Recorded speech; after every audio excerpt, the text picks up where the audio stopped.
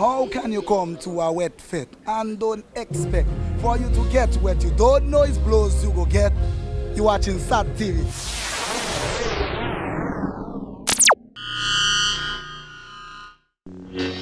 Bring out the reading, SAT Telecoms.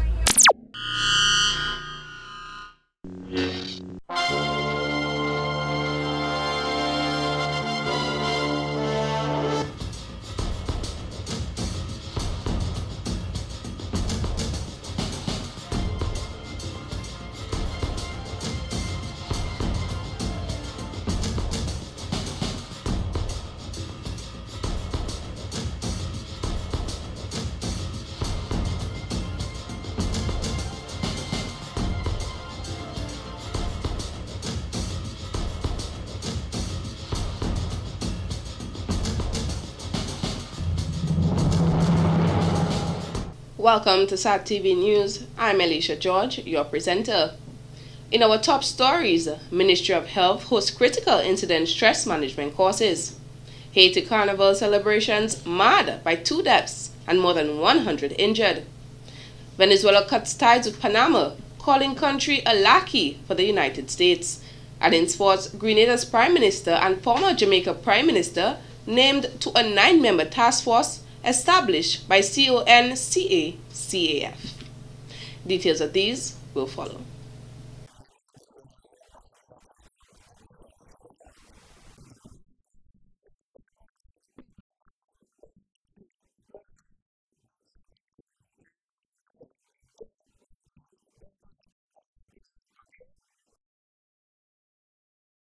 You're watching SAT Telecoms.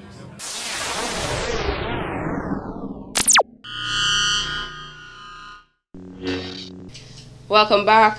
Community Service Club's main focus is to give back to the community. And this was exactly what the Lions Club of Dominica displayed when they donated a number of relief supplies to 7 individuals on Friday, February 28, 2014. The recipient of the supplies were victims of the December 24, 2013 trough system, which affected mainly residents in the southern part of the country as a result of heavy rains causing flooding and landslides. President of the Dominica Lions Club, Mr. Oliver St. John, said the club is mainly involved in humanitarian efforts, which encompasses a wide spectrum. However, once they are in a position to assist communities, they do so. We felt the need to assist by virtue of what happened during the Christmas Eve trough system, and we're just continuing to do that. So once again, it's my pleasure, and I want to say a special thank you to the other members of the club, because it's not a one-man thing, it's a club thing, and we always see it as projects where all of us, while today the numbers may be few, but behind the scenes, many other members were involved in getting the things together. And once again, we're happy to be able to make this presentation this afternoon. Again, I just want to emphasize the need to thank the district and our sister club in St. Martin. The district came with the largest quantum, and then our sister club in St. Martin also assisted. So thanks must go out to them in making it possible for we here in Dominica to get involved in the process. Some of the items include, but are not limited to, mattresses, clothing, and grocery items. Mr. St. John noted the club had to follow the appropriate procedures to ensure the right persons were selected for the items. Insofar as our areas of assistance, as I say, is pretty broad, but it depends on the case at the time. If it means we are able to assist somebody going overseas for medical treatment, once we are in a position to do that, we do it. If it means having to speak with our sister club in a particular island, Martinique, Guadeloupe, Barbados, States, wherever, once we are able to partner with them to bring that assistance to the individual, we will do it. So it all depends on what the situation in the case is at the time. And once we figure it is something worthy of our assistance, we investigate and we see how well we can assist. And if we can, we do so gladly and willingly. Recipients are from the communities of Newtown, Citronnier, Castle Comfort, Gallio, Girardel, Bath Estate, and Point Michel. Okay, to date we would have spent approximately $14,000, and that would approximately 13 to 14 families would have benefited from that amount. Because for us, again, it's always an important thing to remind the public that the monies raised even from when it comes from the district or if it comes from international. This is monies raised by we as club members insofar as paying our dues are concerned, but very importantly from the public. We do fundraisers, and based on the revenues generated from those fundraisers, we are able to assist. And it's important to inform the wider public and the community that every penny the club generates by way of a fundraising activity must go back to the community. Not one penny of any money raised by the public can be spent on any Alliance member. It just cannot. International regulations are every penny generated from the public must go back into the wider community. So the message I want to look at this afternoon is to ask the wider community and the general public at large to support the Lions Club. Whenever we have a fundraising activity and we call on you to purchase a ticket or to come to a dance or to come to a barbecue, whatever it is we're doing by way of fundraising, we would like to see the involvement and participation. This was the second donation of the club. The president stated there might be one more donation in the near future. In other news, Chief Executive Officer at DASPA, Mr. Benoit Badwil, is the main man leading the board of directors at the Dominica Employers Federation. The Dominica Employers Federation is the national employers' body on labor, employment, organization, and world of work issues. Its vision is the sustained competitiveness, growth, and development of the Dominican private sector and our nation. The Federation will celebrate its 60th year of operations in 2016. Mr. Badwil was recently voted into office when the 2014 Board of Directors of the Federation held its first meeting for the year. Prior to his ascension to the presidency of the DEF, Badwil served on the Board of Directors for close to a decade. Following his election, Mr. Badwil thanked the governors for the show of confidence in him and spoke on the need for more advocacy on matters of interest to employers. He said, and I quote, "There is also a need for employers to be more aware of and educated on what is shaping the industrial relations climate in Dominica," end quote. Mr. Badwil, who is also leading the board of directors at the Discover Dominica Authority, spoke of ongoing talks between the DEF and the DAIC towards a possible merger and called for greater partnerships among private sector organizations. He succeeded Mr. Clement Carty, who presided over the Federation during the last 8 years. The other directors are as follows: Ilma Irish, Vice President; Colleen A. Barnaby, Treasurer; Francis A. Emmanuel, Trustee; Robert Tong, Trustee; Benoit Badwil and Jeffrey Baptist, Director. Other directors include Hesketh Brumant, Trevor Burton, and Aaron Dalrymple. In more news, the Deliverance Baptist Church, in collaboration with the Ministry of Health, is currently conducting 2 critical incident stress management courses, CISM, one on individual and peer support and the other on group crisis intervention. The courses, which began on Wednesday, March 5th, will come to an end on Friday, March 7th, and is being held at the Old Acute Psychiatric Unit, APU, at the Princess Margaret Hospital from 8:30 a.m. to 4 p.m.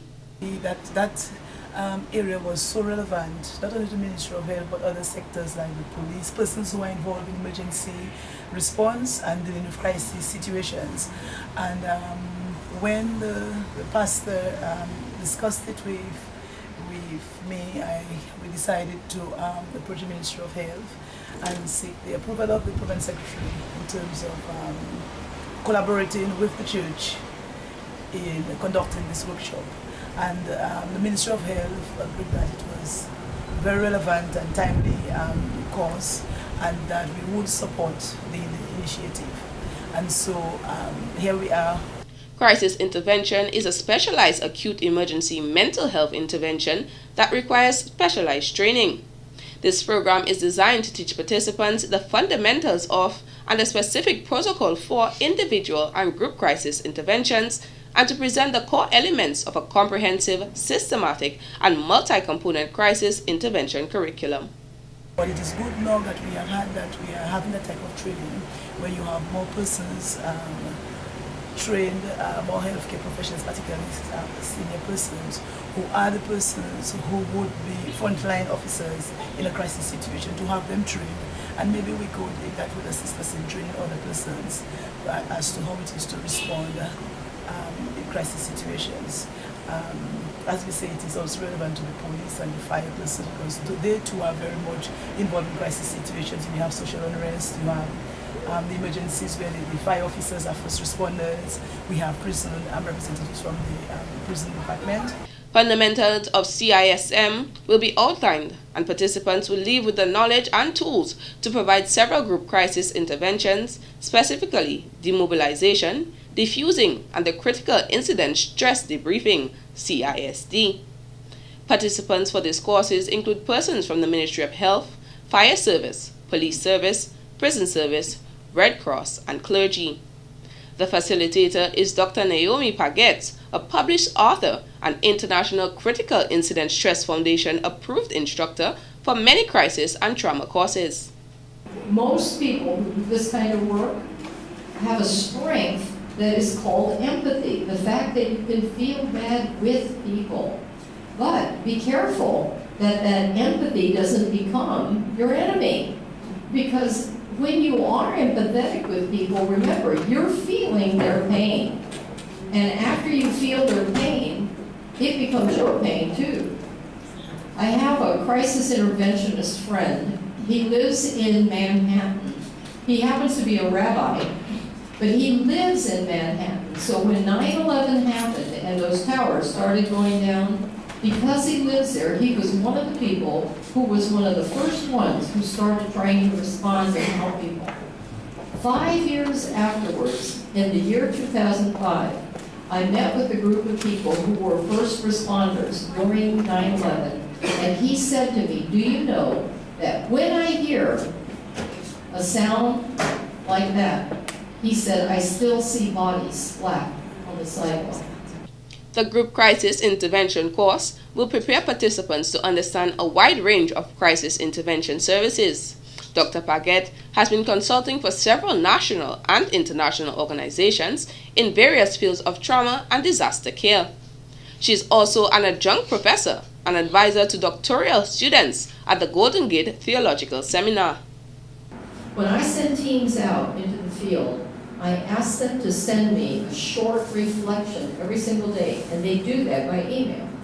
And what they're doing is they say something like, today I felt such and such, today this upset me, today I felt good about whatever. But can you hear what they're doing? They're telling me about their feelings. They're not giving me a blow-by-blow account of what happened at 10 o'clock, what happened at 11 o'clock. It's not a chronological report. It's a reflection about how this day impacted me. And the very fact that they do that short report, doesn't even have to be 6 or 7 sentences, helps them do cathartic ventilation while they're in the field and they don't have somebody to talk to. Because sometimes you, the caregiver, don't have anybody to talk to. And yet, you too will be impacted.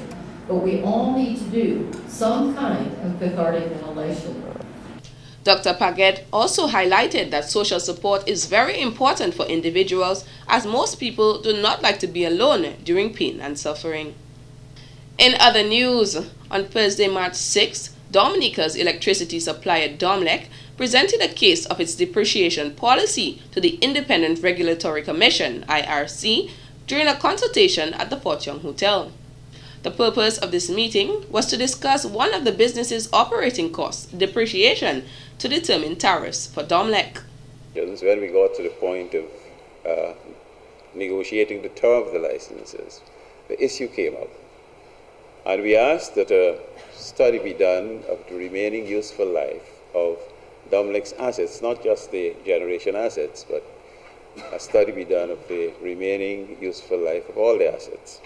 The depreciation study came about when the company decided to account for the assets of the company.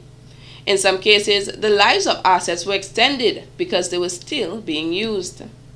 If the life is extended, then certainly you must look at the rate at which you're depreciating those assets, because remember, the rates would have been set for a shorter lifespan. You extend the lifespan, and so the depreciation rates had to be looked at. According to Mr. McCarthy, there has not been any review of Domlec's rate since the IRT began its operation in 2008. In support of its request for a review of the depreciation policy, Domlec provided a depreciation study dated September 2013, conducted on its behalf by American Appraisal.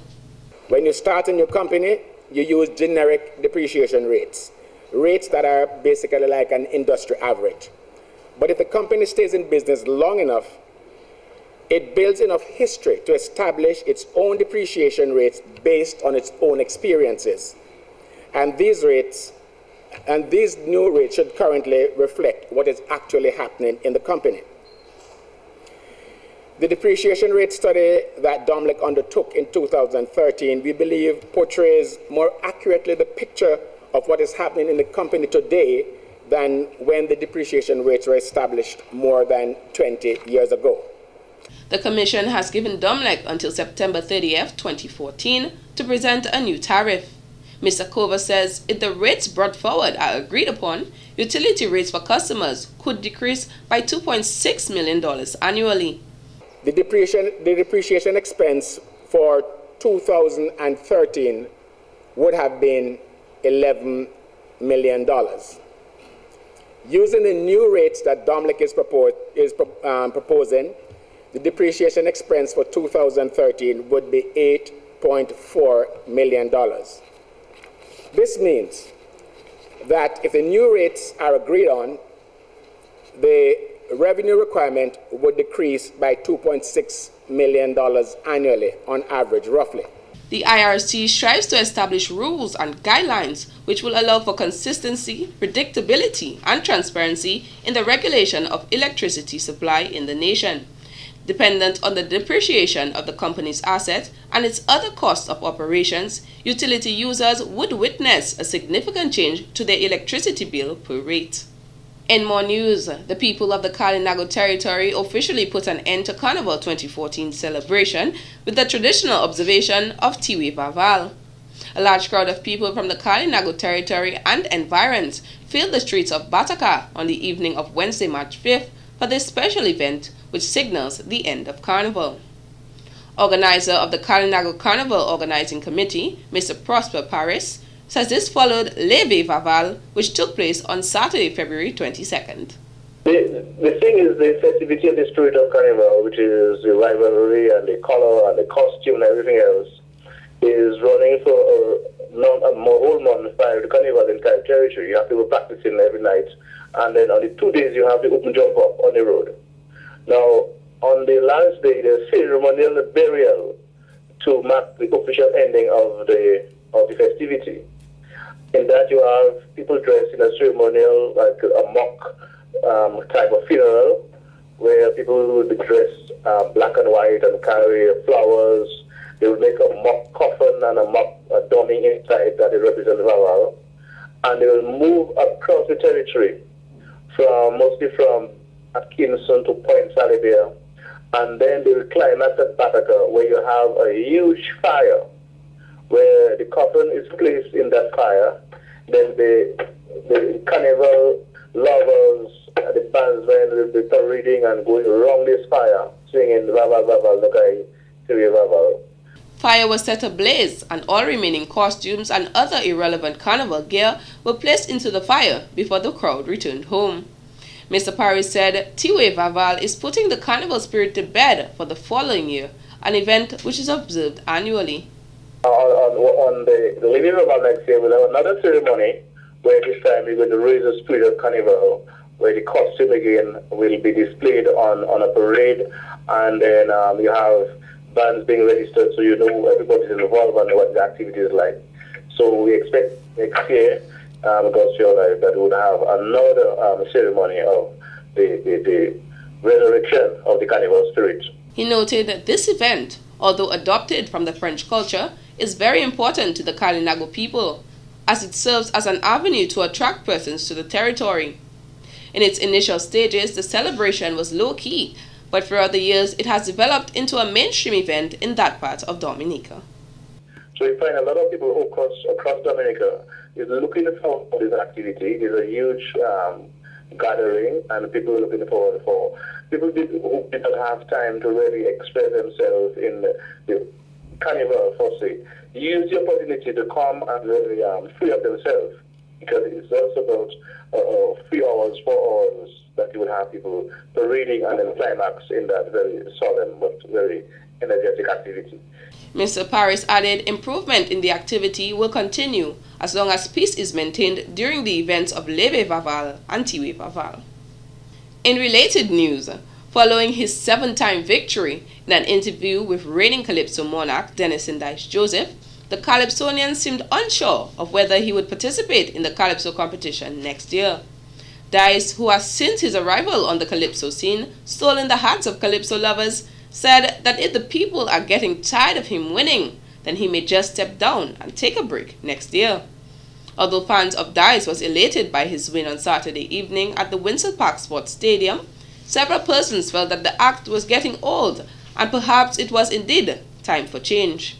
According to the reigning monarch, the competition was tough and at some point he was not sure whether he would win. Nonetheless, left up to his booming fan base, the king may not leave the Calypso scene anytime soon, with his scriptwriter looking forward to 3 more crowns from Dice.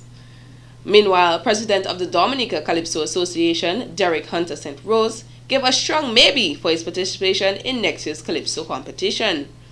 Mr. St. Rose, who seemed quite disappointed by the results, pointed out that the judge's decision is final, noting he gave his best that night. Calypsonian The Wave was also pleased with his performance, particularly being a newcomer on the scene.